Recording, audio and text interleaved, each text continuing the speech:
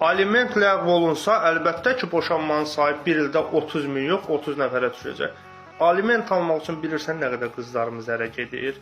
Gedir hansısa bir bədbəxtin balasına 1 il 2 il ailəli olur, 2 uşaq olanda deyir mən getdim, sən pulu göndər gəlsin. Sonra da gedir özünə bir dənə oğlan tapır. Həmin o alimentdən aldığı pulu uşağa yox, aparıb o oğlana otellərdə oğlandan kefini sürür. Hansısa da bədbəxtin balası gedir orada burada yol süpürür. Hansısa da bədbəxtin balası gedib daş qaldırır. O qadına aliment ödəyir.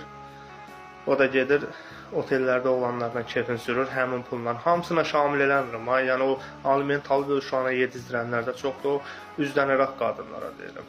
Ona görə də aliment məncə tamamilə ləğv olunsa, bir ildə 30 min yox, 30 nəfər boşana ya boşanmaya. Aliment almaq üçün nə qədər xanımlar ərə gedir? Aliment almaq üçün nə qədər boşanan xanımlar var? Sırf alimentdən ötəri. Səhv deyirəmsə, denə səhv deyirsiniz. Fikirlərinizi yazın. Səhv deyirəmsə, denə səhv deyirsiniz.